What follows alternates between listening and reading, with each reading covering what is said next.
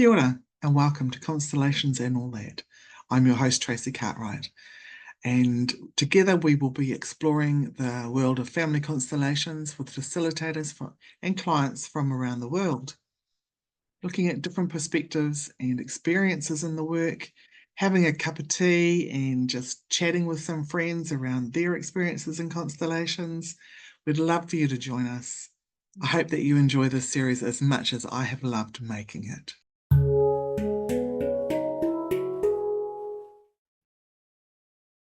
Kia ora, everyone, and welcome to Constellations and All That.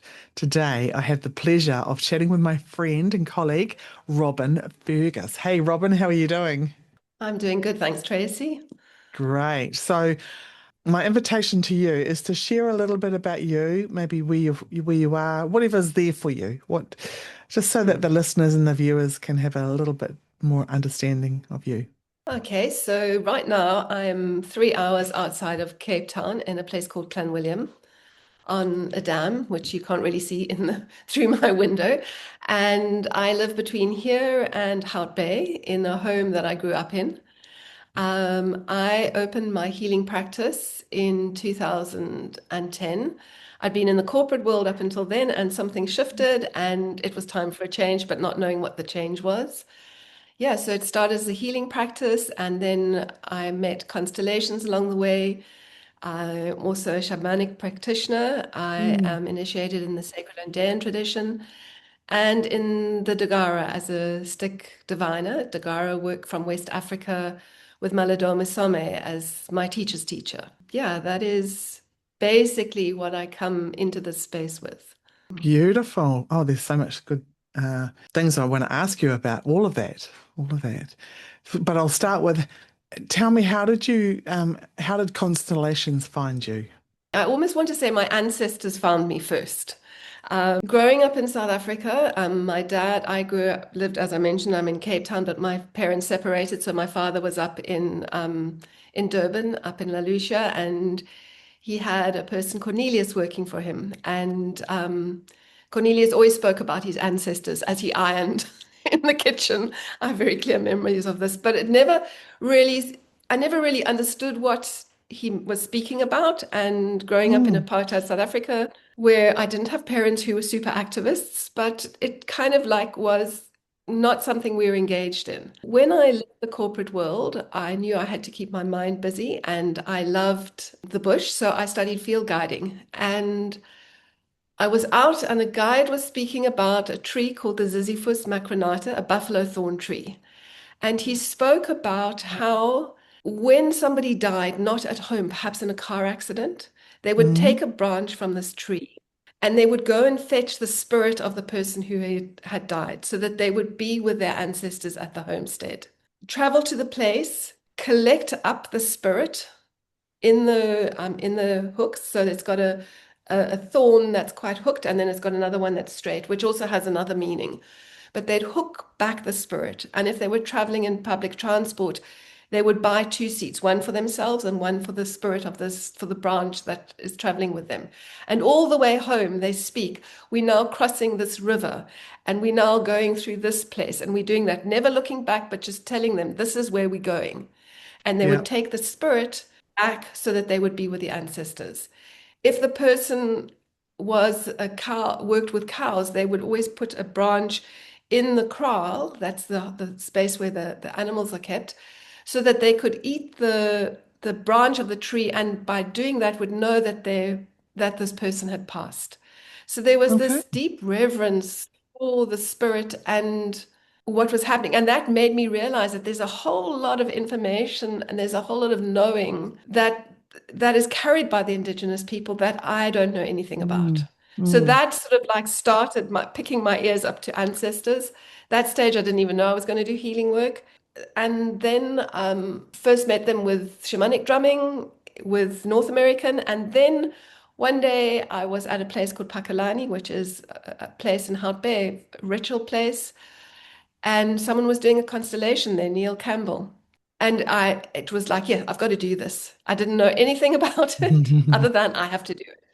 Yeah. And I had a constellation with him. And then another one, which was about my asthma, which I got when I opened my healing practice, and it just like was a wire cage removed from my chest, and it was like I've Wow. got to do this. To Yeah. I have to do it. It was guilt I was carrying for my mum, and she passed, and the guilt got stronger because there wasn't her to carry it as well. And that's sort of like how it found me. It's just like this is what you have to do. It's like, and the trainer arrived, and I did it. So. Wow, that's beautiful. I love asking that question because I mean, obviously we're all unique individuals, but the way it finds us, the way our ancestors nudge us to the work, and Mm. but I Yeah. like to ask that question, how do constellations find you? Because a lot of people, that is for them, is it was like, yeah, it found me when I needed it, or it was beautiful. So tell me, you were talking about, are you talking about like with Mm. divining rods? Is that what you mean? No, not with divining. It's called so the first initiation divination that I learned was stick divination, which is you have pieces and the stick kind of talks as to where it goes. So together with the client, we'll gently hold the stick and the stick will go to where it needs to. But the important thing I think there is it's before we start the divination, there's certain protocols that are followed, and there is a very strong invocation of calling in the ancestors, calling in the Mm. elementals. And the client comes, I don't know what they're bringing. So unlike a constellation where you know what you're working with, here I don't know what the client brings. So it's calling on the client's ancestors together working with mine. The messages will come through. Do you combine that with constellations? No. Or that's something you do very separately? The divination is a very I want to say it's very held. It's Yeah. there's a certain protocol that you follow, that you do it. So I think that how it's influenced my constellations is the deeper relationship that I have with my ancestors, of a deep reverence and respect for my ancestors and also the client's ancestors. And I kind of feel like if I think about what's the difference, because when I then at a later stage learned cowrie shell divinations, and I invited a peer group that I was online with us to bring things Hold on. to see it, and I was very curious. What is it? What sort of shells? Cowrie shell, What are they? cowrie shell divinations. You know, cowrie shells that you get anyway. They're Where? At the shells beach? which in from a beach, yeah. So in Africa, cowrie shells were used as money centuries ago. Ah, okay. Yep. And they still are used for divination in different ways in different parts of more, I'd say, West Africa than down here. And they are put onto a wheel. And so it's a very visual kind of divination. It was developed by Malidome Some, really for the West, because we like to see things. Mm. And it's five elements that they use in their cosmology of fire, water, earth, mineral, and nature. So it's I think it's the only cosmology that has nature separate from earth. And the shells and other elements that represent different things are spread by the client. And then you look at that and read that. So that I did a lot of experimenting, kind of asking, saying like, what would it be like if you brought an issue to a constellation or you brought it to a divination to try and get my head, because I was a bit heady at that stage around the difference.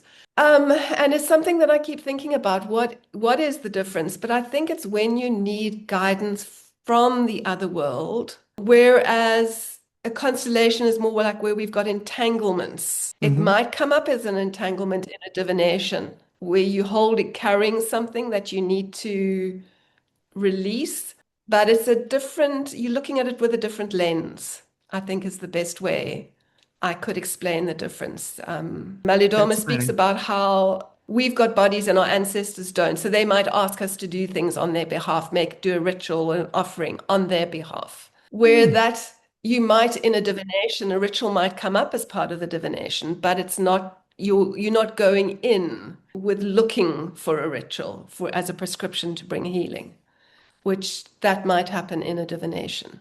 Yeah. Okay. It's fascinating. Now, you're a trainer as well, aren't you? A family constellation trainer? No, I don't train. I do other training, so to speak, but I don't do constellations. But I do explain a lot when I have a workshop. So you kind of are training in a I way, kind but not officially. of, But yeah, we no, were not a, speaking earlier about drums because I know that you do a bit of that. Do a bit of drumming and Mm. but does that come into your work? How does that Into come the in? constellation work. It can. Hmm. It can. It really depends upon what's showing up. So if I am doing a one-on-one constellation, it has happened that in the middle of the thing, it's like this needs to be a soul retrieval here. So yes, Hmm. and I need to go and fetch this part, and I will do a soul retrieval in the middle of the constellation because that is what is called for. It's not something that I have done in a group constellation. In a group constellation, I have used the drum where it's like there's this kind of spell or heavy energy that needs to shift, Hmm. and there needs that vibration of movement that needs to happen. The drum can come in like that. It was part of, I think I've heard on one of your podcasts that where you build a drum in your training. It was part of my first training that I did with two Brazilian teachers, Guilherme Barcelos and Claudia Vassoa, and we did, it was Shamanic Constellations, and we built the drums, which took us until midnight one day to make these Oh wow. drums Yeah. that we, yeah. Mm. Yeah, I find when I'm doing it in my training, for me it's the resource, but it's also giving me there's so much in it when I'm witnessing and supporting someone birthing a drum. It's telling me so much more about what this person needs going forward. And I didn't know that until I'd already been birthing drums for a really long time. But it wasn't until my first group of trainees in constellations and we made a Mm. drum halfway through and then I realized, oh, I could see what was coming up for them while they made a drum was exactly what had been showing up in the field for them. So it was Okay. like, okay. So there's this correlation. And so there was, for example, there was someone who chose a really, really thick hide and Yeah. it was such hard work. And she just kept Mm. and there was great big pauses in between. She didn't know if she could do it and that was showing up for her. There was another one who just found the whole thing so overwhelming. That was showing up for this person. Another one who just went who did it and it was finished like hours before everyone else because it was so quick. And that's how she was showing up as Yeah. well. So I was like, there's so much more to it than this. Yeah. Even though I'd been Mm. making them for a few years at that stage. Right. So now I do it on the first weekend. Ah, Mm. wow. And Yeah, then I can see the resources that are needed. yeah, Mm. okay. Yeah, ours was done as part of the healing module that we did. So Wow, we yeah. also did healing with the drums, and in the previous work that I'd done with North American drumming on drum journeys there, we done a lot of healing. So when I made this drum, because it was yeah, it was the first one I made, it was really putting all of those intentions for me into that this Mm. is going to be a drum that is going to be used for healing. And it has the most incredible vibration. It feels like it makes the windows even vibrate. Wow. So sometimes in a constellation circle, I will in between constellations, like everybody, let's lie on the floor and then let's just drum. And I'm Mm. not doing a steady beat. I'm doing the beat that changes as I move over the person's body as to, Yep. well, this one needs more, this one needs slow, this one's got something that's stuck over here. So we're going to move that energy. So for me, there's so much healing that happens in the unseen and the unspoken. And that's what the drum does. It's Yes. speaking, but not in the language that we can interrogate mentally. It's Mm. at a different level. Yeah, absolutely. It's been a journey with the drum, that's for sure. So you've got more than one drum? I do. I have the one that I had that took me all the way through the drumming journey, and then this one that I made, and then when I was in Peru, it was in 2024 when I was there for an initiation. I went down to a market and I saw this drum which has a snake in it with the head on one end and then unraveling on the other side. And it was okay, right, this drum has to come home with me. So, and that one is interesting. That one is more of my drum. It's what Mm, I work with myself yeah, when I want to drum for myself. That's my drum. Um, beautiful, beautiful. These different tools that we have, different things. yes. Is constellations, I mean, I know that the work that has come through Bert Hellinger, but in South Africa itself, how well known is constellations? I would say that it's fairly well known. There are quite a few people that are training. There's Tanya Meyerberg, which I think a lot of people heard about. Bubbles, who you had on with, Hmm. where she was the first person who brought it into South Africa, and from there it's grown. So there is an association in South Africa, SCASA, and there are a lot of, it's not a huge community. I think there are more people that are outside of that. There are some, but if you say family constellations, most people do know about it. And there again, my husband will always say, but Robyn, remember, you are moving in that circle of people where they do know about these other kind of things. It is used in organizations. There are some people that are doing organizational constellations as well. So yeah, it is something that people are aware in various circles. It's taken to retreat yourself, which is where people go off and they'll spend several days doing yoga and whatever else, and there's Hmm. constellations as well. So Yeah. it is something that is offered fairly extensively, both one-on-one and in groups. Okay. What's SCASA for those who don't know? It's the Systems Constellation Association of Southern Africa. Systemic Okay. Constellation Association of Southern Africa. And Mm. you're quite involved in that, are you? I would say I'm in the point of view of their social media person, and I do attend their meetings. And yeah, so there is a group of us, and when we have sessions, we open it to everybody who's interested in constellation to come and join. So we'll have sessions where we kind of ask ourselves questions about constellations in South Africa and acknowledge where it's come from, that where Bertelling has spent all these years.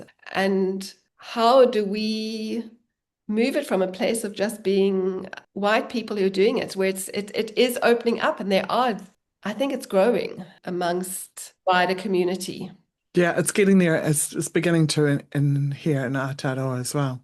Yeah, more and more people are training in the work, which is fantastic, and getting it out to wider communities. And I think about this is how I describe that, Bert Hellinger brought through, if you think about the different things that he did, and it's kind of like it came together, like a download of meshing together a whole lot of things that are actually things that all of us, our people of the fire, it would have been a natural thing for them to do. Exactly. But we've forgotten it. Yes, We've been westernized, colonized, brainwashed, whatever. And unlike many indigenous communities that still have that connection. So yeah, absolutely. yeah, grateful for the memories to be able to bring that through in this day and age where we can understand it in a more of a modern sense, Yeah. psychology and everything as well. Yeah. Waiting for the field to give me some more questions to ask you, unless there's anything in particular that you'd like to talk about. I think constellation exercises is something that I've always been fascinated with, and the power of them, the power of looking at something in a contained way. So, whenever I have a constellation circle, I always have a theme and then offer constellation exercises related to that theme. And I must admit, I then sit down and once the people have all signed up, and I'll say, okay, right, based upon who's here, I go and stand down beside my river and say, well, Mm, what do I need to do? Kind of open it up to the field to say yeah. what is needed, how does the structure look like? And so just I feel like I should take a few steps back. When I did my training, the shamanic constellations, the one teacher had trained with, is the name Brigitte de Champierre de Ribes or Hmm. something like that. She's a Spanish facilitator, Yeah. trainer. And she offers all these constellation exercises. So we did quite a lot of them during our training. And when we finished our training, we would do them when we didn't have to constellate we didn't have a topic to constellate with each other. We would do them and it would develop into a constellation. So I kind of had quite a grounding in them. So I will then work with that coming into the constellation circle. And some of them could be, I might start something on a group level of resourcing if it was a heavy topic that we were doing.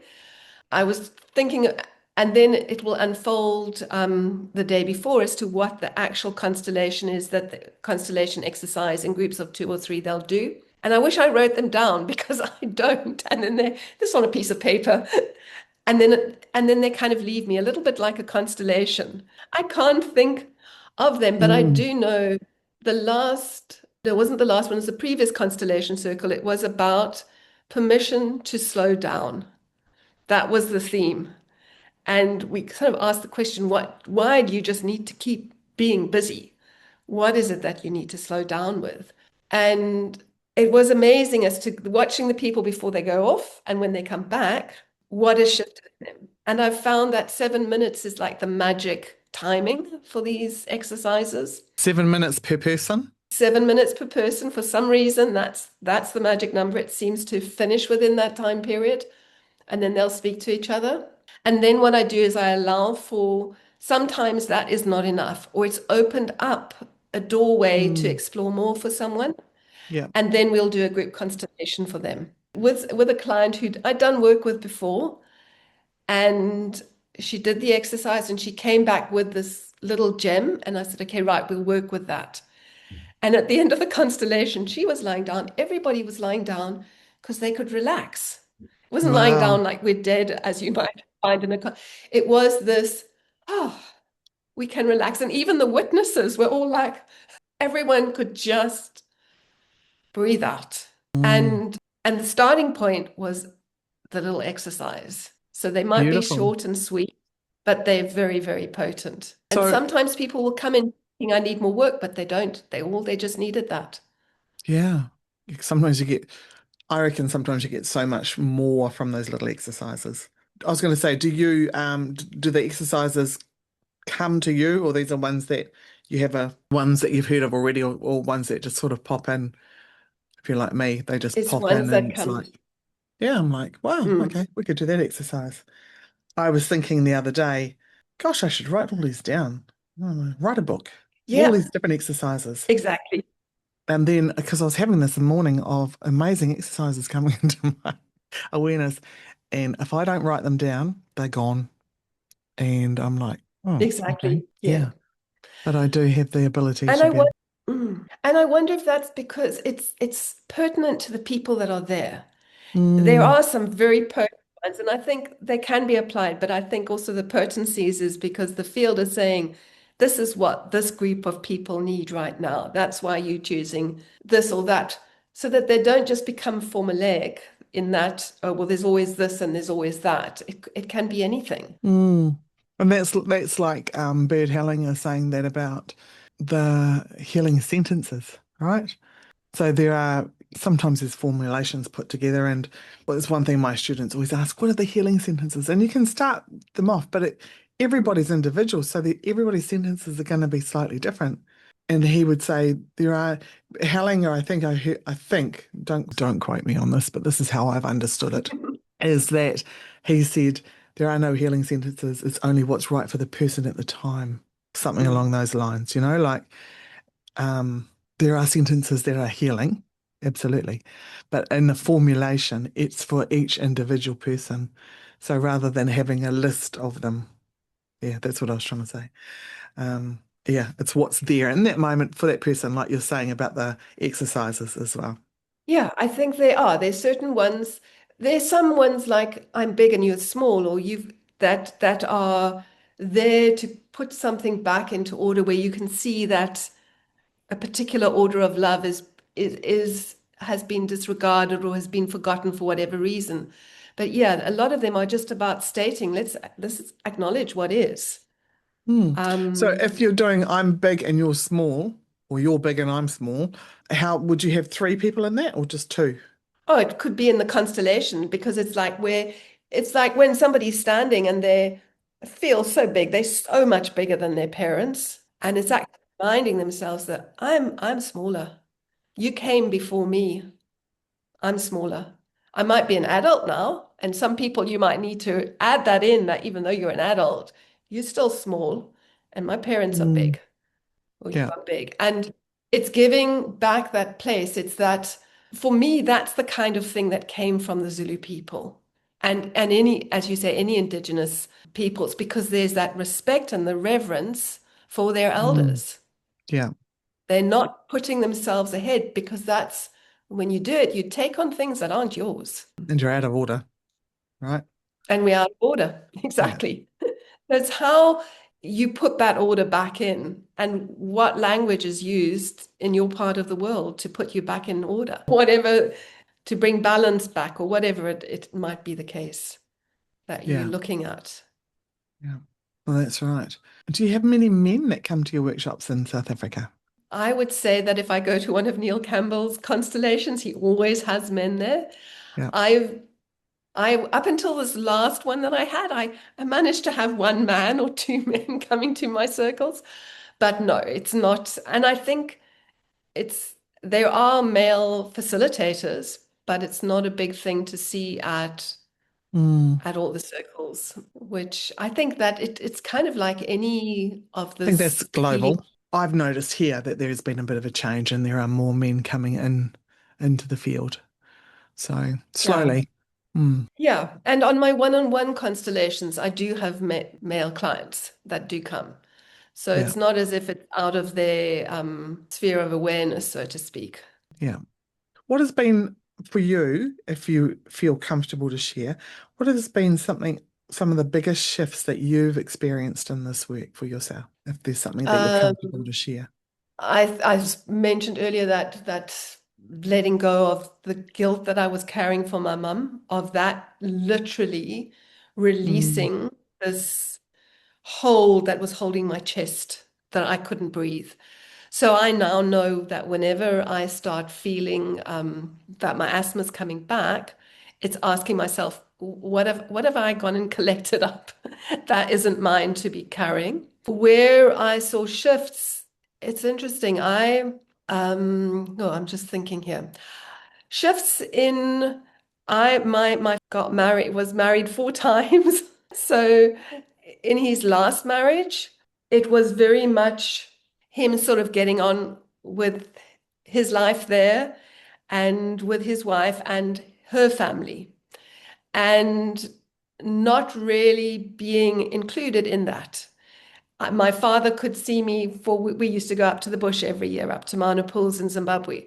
That was kind of like my allotted time with him, according to his wife. And with doing the work of suddenly, oh, wait, I'm being invited, I'm being included. Big shifts as well. And this I actually find extremely interesting. One of my yoga friends, she had constellations done with a woman in the Netherlands. She was Dutch. And this facilitator had a group of people, and my friend would never be there, but she would then be reported back on the constellation. And that's always fascinated me. I asked Guy if he would do, well, I'd first ask my brother, would you be interested in a constellation? Because my stepmom, the last one, did not like my brother because she didn't like his mother. So she was very much excluded. So he did a constellation. Unfortunately, I wasn't there, so I didn't even see the constellation. He'd spoke to Chris, got agreement, this is what's happening, and the shift happened. And then we did another constellation. Then this one was with horses for Chris. There were 3 horses that represented my brother, his wife, and his mother. And at the time, my brother was going through, it was just as COVID was coming. He was in South Africa at the time, and a big business meeting came up. So at the last minute, he couldn't go. So I sat for him and came back. I never told him what happened in the constellation. And immediately, how his wife and him started interacting, because he was staying in our house that we have next door to us, completely changed. Wow. His mum, who he'd been wanting to move into a care home and she'd been resisting, moved in. His investment that he'd been needing for his business came through, and he wasn't even there. And that's, I find, incredible. And we've never It's that, ever discussed the constellation. yeah. It's that soul agreement too, isn't it, though? Yeah. You know, in the constellation, there was his mum's horse next door to him all the time. And then when his wife's horse could come and stand beside him, and his mum's horse could go and do what she needed to do, all the dynamics shifted. Yeah. And those are horses Beautiful. working, not even people. So I was yeah, that was listening to a woman on, have you heard of the what's it called? The birth. Oh, I get their emails all the time. Birthing project? No. Anyway, hard. they do a lot of they do a lot of work around constellations. They do all sorts of things, but Yeah. there was one around this woman doing work with horses, and so I thought, oh, I'll listen to that because one of our team here Mhm. works with horses and constellations, and she was saying that like the horses they just know, they just walk in, they know, they don't even have to. Yeah, it's like they're not holding on to it like we do as human beings, right? And so yeah, and what the people were receiving from that, and the young, like they worked a lot with young children that had very difficult beginnings, and the Yes. shifts that the horses would bring, and children that weren't interacting, they were acting out and doing all sorts of things, and the shifts just from having the horses be with them. Yeah. Very powerful Yeah, creatures. Yeah. amazing. So there's a bit of that goes on in South Africa too, eh? Horses. Yeah. Claudia Vassar, who was one of my first trainers, she came across and trained horse constellations in South Africa. So, and I think there are also other people that had been doing it kind of like who were facilitators and realized Mm, that it could happen. So yeah, there are horse constellations happening in Cape Town. Certainly, and I'm beautiful. I'm not sure about what happens up north, but certainly in the Cape there are.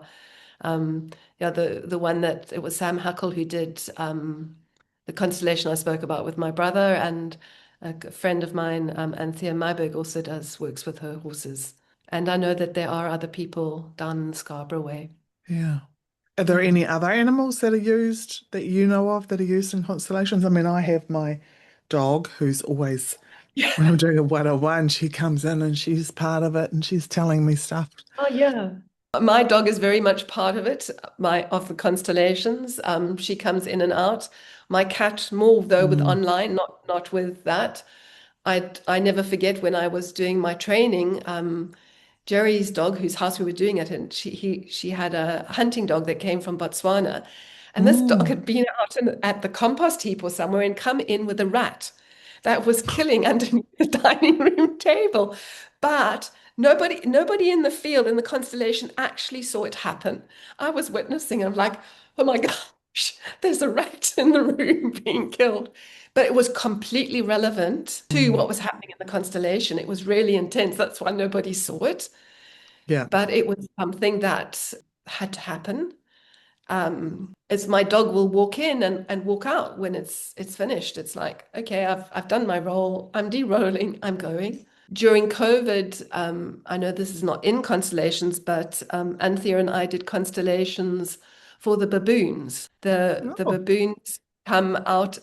So we have a problem, I think some people would describe it as, is so they're wild baboons where they lived and foraged have become, the land's become developed. They've come into urban areas, food's easy to get, dirt bins, Mm. fruit trees, and they'd concerned citizens had originally started taking care of baboons and having baboon monitors where they would move them on. And then it had been taken over by the city, and the care that went into it had been lost. So yeah, we constellated what did the baboons need, what needed to be happening as it was doing a changeover, and representing the baboons as a person, so to speak, was a person, Winter, whose surname I can't think of, but she was very involved with it and is also an animal communicator.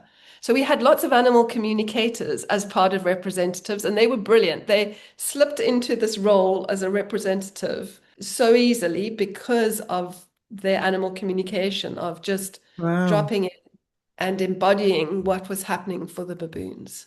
So what came out of that for the baboons? Well, one of the things which I found really interesting was in a space where there was their open space down in the South Peninsula, that they'd been chased off that land. So they didn't Oh. feel safe in the land that was their own Mm. anymore. So they were coming into this area where they also weren't safe. So it was almost like getting them to feel safe in the place that was their land. And what came out of that was a ritual that we did down in the South Peninsula with one of the Khoi leaders, and came and did drums, a drumming ceremony for the baboons to call them back into this land that was theirs. Wow. And did that work? I don't know, to tell you the truth, Mm. but it certainly felt like it opened up that they could come back into this space. Unfortunately, I think they become quite dependent upon some of the Yes. human food as Yeah. well. But they are absolutely wonderful. When they used to come into my dad's garden in Constantia, and he would lie in bed when he wasn't well and watch them swim in his pool. And so for some people, that was absolutely terrible. And for him, he thought it was absolutely marvelous. Yeah. They'd found their own resort. Yes, absolutely. Oh, wow. It's Yeah. fascinating. Yeah, my cat comes in and he almost always plays the villain, the Oh, perpetrator. really?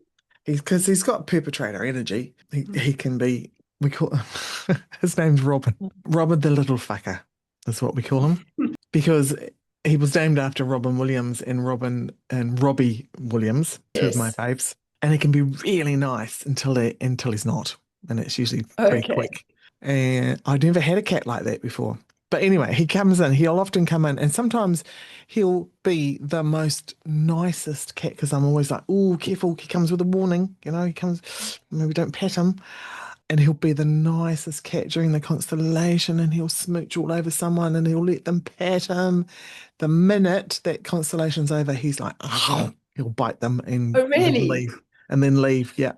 He's like, it's like totally different cat. So Yeah. sometimes he plays the nice guy, but often he comes in and he holds that energy of the perpetrator and then so Yeah. okay, well there's some energy that's just come into the space. And more often than not, my little dog, she's good at pointing out the things that I may not be seeing or that I haven't Mm. addressed at the time, like she'll just look at me and go like this. I'm like, Mm. what? She'll sort of look at the spot on the floor or, if there's a marker on the floor or something like that. Or she'll lie between two and then look at Yes. me. So, Yeah. yeah, such a good But representative. yeah, Geordie is my golden retriever. She comes in as support sometimes, as well as she comes up and she just puts her head sort of like up into the Mm, person's chest to say, I'm here for you. And sometimes it'll be, she also does it like, okay, I'm out of here. Poof. And it's like, I'm taking what you don't need anymore. I'm taking that outside. It's got to go. mm, It's time. It's time to go. It's time to let this go. It's yeah, like she's really adamant about that. And also she will also lie down like, oh, here's somebody who it could be a child that died or was yeah, never. She'll like lie, and then suddenly everybody is that's who they're looking at. So yeah, it's interesting. And it's also not just what our animals do. I was doing a constellation with someone, and I'm standing in my healing room, and along came a bird of prey and caught a pigeon oh, in wow, mid-flight. It was like, wow, okay, something's been taken out. It's like, yeah, did I see that? Yeah. And for me, that's just absolutely part of what's mm, happening in the constellation. You can't ignore that. yeah, Um, yeah, so yeah, I was doing a when I was doing my training with Pierre Storm Kulhoff, the guinea fowls went wild and one of them was taken, and it was a life and death constellation that was happening for me. And wow, this fowl was killed during it, and because there was just this cacophony of noise that happened, and went outside and there were just these feathers everywhere, and one of them had been taken. It was like, okay, what does that mean for me? It's mm, yeah, the field is speaking. It's the field amazing, is isn't it? speaking. Yeah, and I was, when you think about that of the field is speaking, is that how silent the field can be as well. Particularly, I was thinking about Pierre of like she trained and attended Bert Hellinger's trainings right up until his passing of this, and she's like was a master of just absolutely silent with representatives are saying nothing. It's just a conversation with the client. And where now we're on a screen, we're wanting to say, well, actually, I'm trying to block this person, but I know that I'm blocking that person, and that when we spoke afterwards, the person who I was trying to block would know that I was blocking them. So Mm, where we sometimes feel that we want to express everything as representatives, field knows. And it's yeah. that movement that needs to happen within the client to open up movement in the field. And if the client can't move, the field can't move. And I feel the same for when I'm working one-on-one with someone. If we're working with the little constellation people, as I call them, the little dolls, I'll say to them, well, that it's like a magnet, where a magnet sticks. And Yeah. unless you can have that internal movement, they can't move. You can't put them where you want them to be.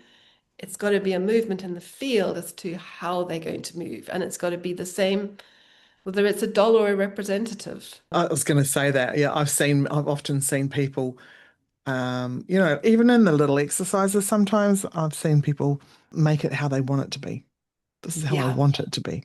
And you can feel it. It's just not, Mm. there's no movement, or it's really uncomfortable, and the representatives are Mm. trying to turn away straight away. And yeah, it's got to be, hasn't it? It's got to be uh that movement in the client, as you say, and something shifts in there. And then the movement comes in the field.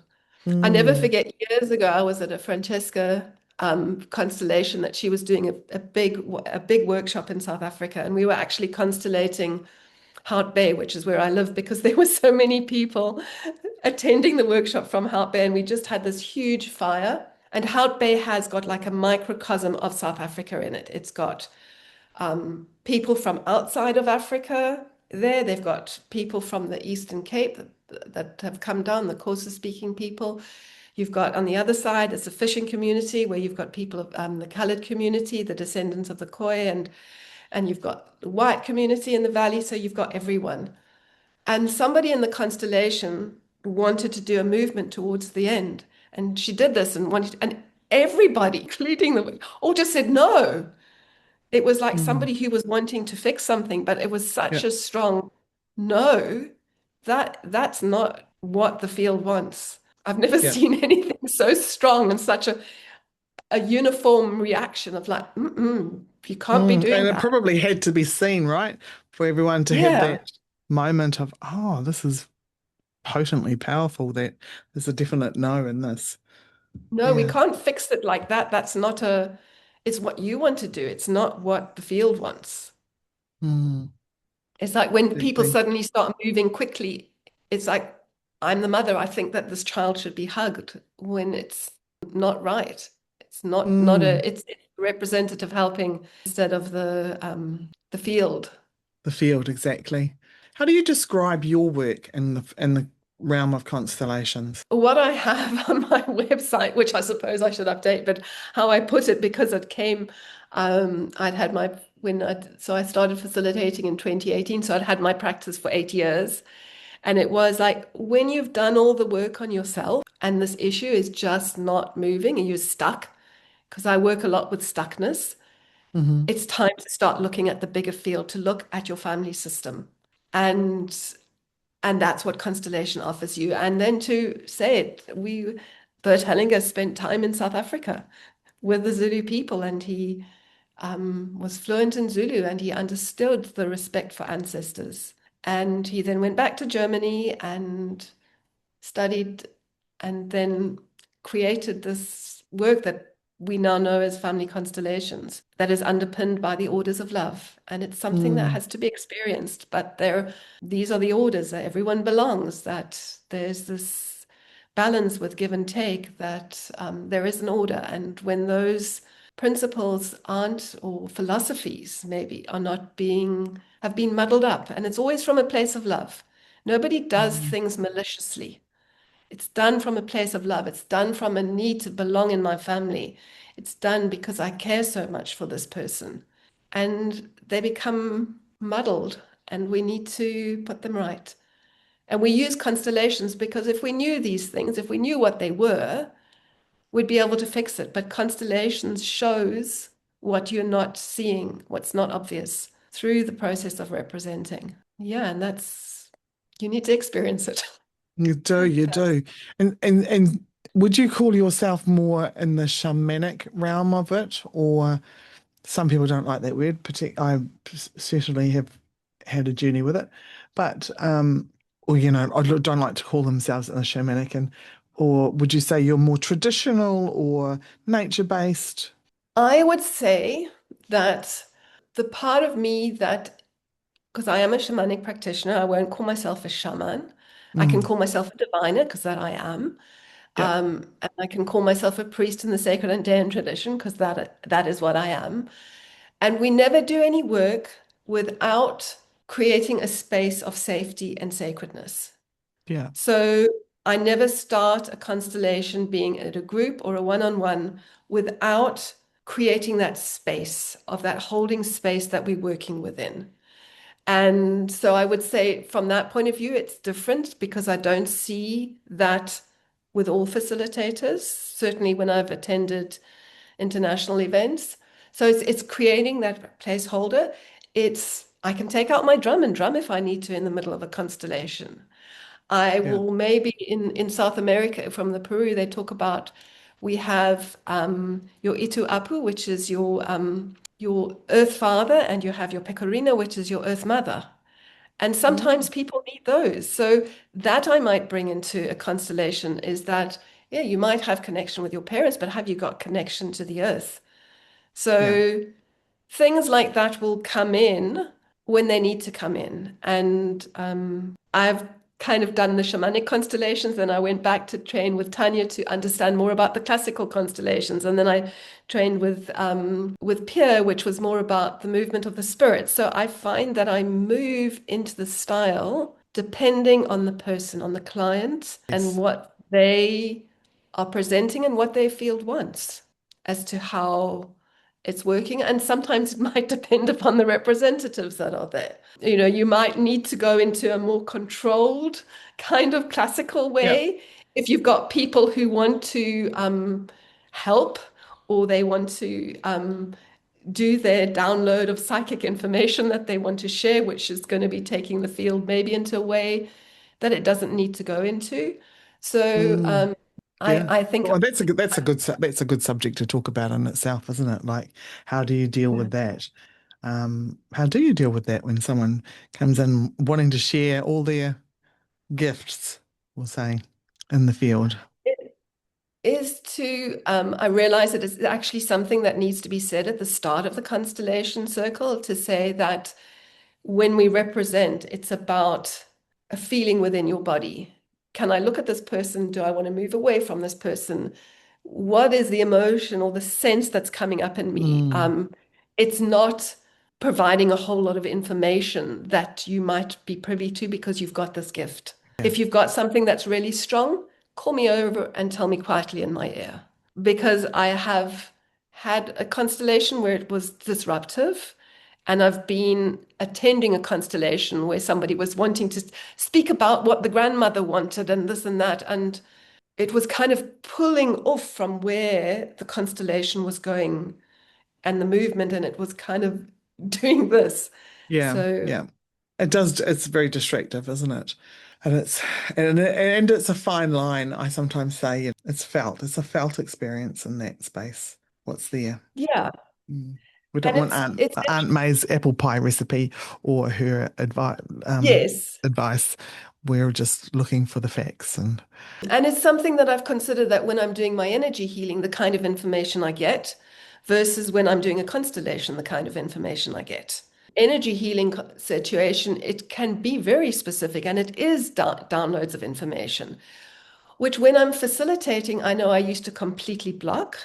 And then it's a case of saying, okay, what is the information that is useful and which is the mm. information that is not part of a constellation? Because as the facilitator, it is quite good to have some of that, right? Because it gives you an Yes. indication of, oh, this is like you will get the information that, oh, this is 5 generations ago. Boom, it's come in, it's Yeah. very clear. This is 5 generations ago. How do you get to that conclusion? It's just I just know it. I just can feel it Yes. in the field, right? The field has shared that information with me or whatever. Yes. Different Hmm. to having all your representatives pinging off and sharing what's coming through for them psychically. Yeah. Mm. Yeah, it's Yeah. It's kind of like suddenly knowing, oh, I've got to bring a past life into this constellation, put a line down between, there's a past life, there's a constellation that we're doing. Is it impacting on this life? Yeah, it is. Okay, then speak it. But I'm not going to announce that this is what I'm doing until I've done it. Some of Yes. those knowings, it's like, I'm going to just try something here. Oh, yeah, there's this past life contract that you made that's playing out in this life. So I know that when I first started facilitating, where we were told is like, you go in empty. You've learned all Yes. these orders of love. You've learned this things about these, how things can show up, but forget it all.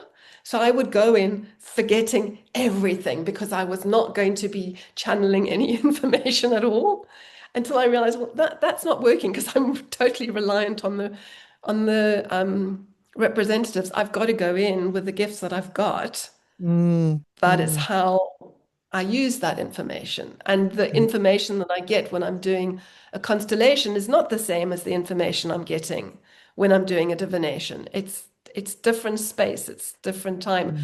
It's the same that would apply.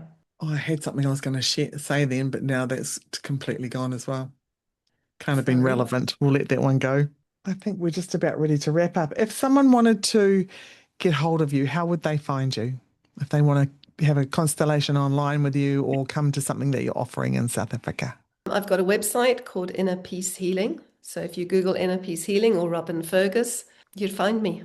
Fantastic. Fantastic. Yeah. And quite convenient hours for anyone in New Zealand, really. I think if they're, or even the South Africa, like the time zones. Some time zones are really not a good match, but South Africa and New Zealand seem to have a good time zone match. Yeah, and I've clients that are across in America. I'm doing an evening and it's their morning, so it's like swap round from what you Mm, are. mm, yeah, yeah, brilliant. Thank you so much, Robyn. I'm going to Thanks. Okay. end that there. Okay then. Thank you for listening. Head over to Instagram and tell me what's resonated for you with this episode. You'll find me at tracy.cartwright. That's Tracy with no E, .cartwright. Or head over to my website, tracycartwright.co.nz, and receive a free audio with the gift from your ancestors. So until next time, be kind to yourself and have fun doing it.